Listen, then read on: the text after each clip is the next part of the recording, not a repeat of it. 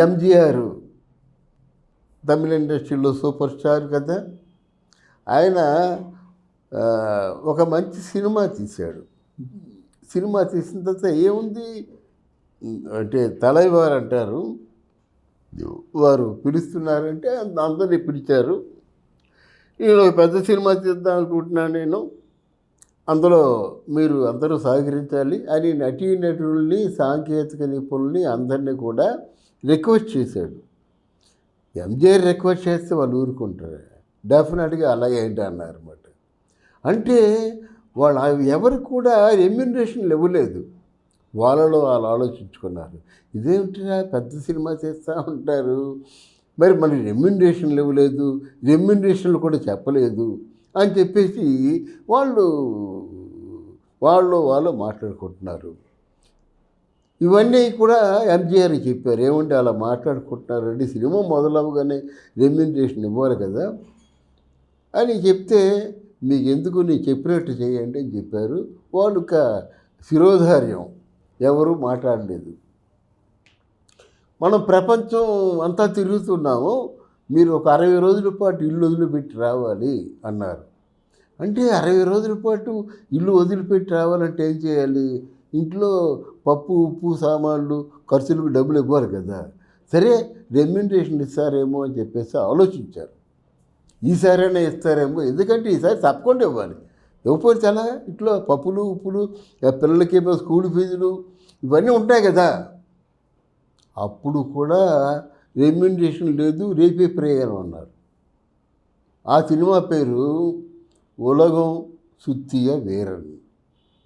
ఆ సినిమాలో లత,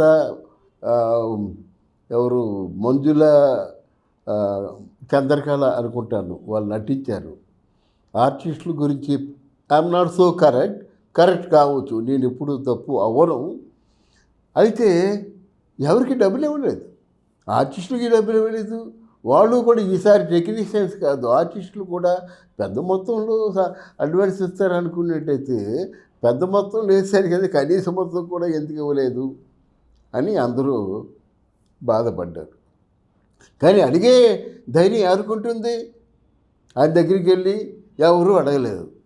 అక్కడ కనీసం క్యాషియరు, అకౌంటెంట్లు వీళ్ళు కూడా అడగలేదు అన్నమాట. పెట్టుబడుకుని బయలుదేరారు కానీ మా మాట ఏంటండి కూడా అడగలేదు అన్నమాట.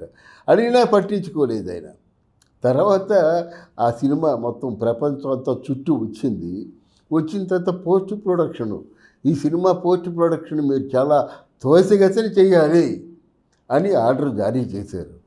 ఇదేంటి, ఈ సినిమాకి పూర్తిగా నీరు గారిపోయారు, డబ్బులు లేవు, అప్పులు పుట్టడం లేదు, సినిమాకి త్వరితగతిని మీకు పూర్తి చేయాలని వాళ్ళు అనుకున్నారు. కానీ పూర్తి చేసి తీరాలి, అయ్యవారు ఆర్డర్. రాత్రి అనక పగలనక పూర్తి చేశారు. పూర్తి చేసిన తర్వాత సినిమా రిలీజ్ ఓపెన్ చేశారు. అదేంటండి మాకు రెమ్యూనరేషన్లు ఇవ్వలేదు, మా డబ్బు ఇవ్వకుంటే పూర్తి చేస్తారేమిటి అని అడుగుదాం అనుకున్నారు. కానీ ఆయన చూడగానే అడగలేకపోయారు. అడగలేక వాళ్ళు తర్జన భర్జనలు పడి ఒక కొనుక్కొచ్చారు. పోనీరా పెద్ద ఆయన పిలిచాడు, మనం రిక్వెస్ట్ చేశాడు, ఒక సినిమాకి డబ్బులు తీసుకోలేదు అనుకుందాం, అంతగా మనం ఏం చేయగలం? డబ్బులు వస్తాయి అని ఆశపడే బదులు మనం ఈ సినిమాకి డబ్బులు ఇవ్వాలనుకొని మనం నిర్ణయించుకోవడం మంచిదని చెప్పేసి డబ్బుల మీద ఆశ వదులుకున్నారు. ఇక సినిమా రిలీజ్ చేసే ముందు అందరినీ, ఆర్టిస్టులని, టెక్నీషియన్స్ని వీళ్ళందరినీ పిలిచి బ్రహ్మాండమైన విందు ఇచ్చాడనమాట. వాళ్ళు ఎప్పుడు కని విని ఎరగనట్టి విందు ఇచ్చారన్నమాట.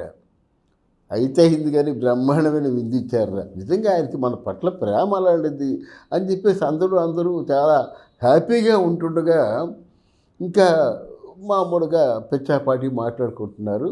ఒక్కొక్కరిని పిలిచారు. ఫర్ ఎగ్జాంపుల్ ప్రొడక్షన్ బాయ్, మీ సినిమాకి ఎంత ఇస్తారా అంటే ఒక సినిమాకి 10,000 ఇస్తారండి. నెక్స్ట్ కెమెరామెన్, మీ సినిమాకి ఎంత ఇస్తారయ్యా? కొంచెం ఎక్కువ చెప్పారు. అంత అంటే అంత మొత్తాన్ని వదిలేసుకుంటున్నాను అని చెప్పడం మాట. ఏముందండి, నా సినిమాకి ఒక 50,000 ఇస్తారండి, అయిపోయింది. అసిస్టెంట్ డైరెక్టర్ వాళ్ళందరూ ఇలా పేరు పేరున అందరూ టెక్నీషియన్స్, అందరూ ఆర్టిస్టులు ఆ ఫిగర్లు రాసుకున్నారు. ఫిగర్లు రాసుకున్న తర్వాత కాసేపట్లో వాళ్ళు ఎంత 10,000 ఇస్తారు అన్న వాళ్ళకి 40,000 ఇచ్చారు. 1,00,000 ఇస్తామని చెప్పిన వాళ్ళకి 4,00,000 ఇచ్చారు. వాళ్ళ రెమ్యునరేషన్ ఎంతో దానికి 4 రెట్లు, అది 4 రెట్లు చెక్కులు అందరికీ పంపిణీ జరిగింది. ఆ చెక్కులు మనకిచ్చారా ఎవరికి ఇచ్చారో తెలీదు. సార్ మాకేనా మీ పేరు ఉంది కదయ్యా, ఇంత అమౌంటా, ఇంత అమౌంట్ ఏం రే తలైవారు చెప్పారు, ఆయన వెళ్ళిపోయాడు. వెళ్ళిపోయిన తర్వాత అందరికీ చెక్కులు డిస్ట్రిబ్యూట్ చేశారు. అంటే వాళ్ళు రెమ్యునరేషన్ ఎంతో దానికి 4 ఎక్కువ ఇచ్చారు. That is MGR.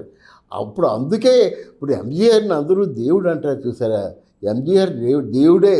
నిజంగా ఎంజీఆర్ తాలూకు ఆలోచనలు అంత గ్రాండ్గా ఉంటాయి కాబట్టి ఆయన భారత రత్నం అయ్యాడు, ఎంజీఆర్ దేవుడు అయ్యాడు.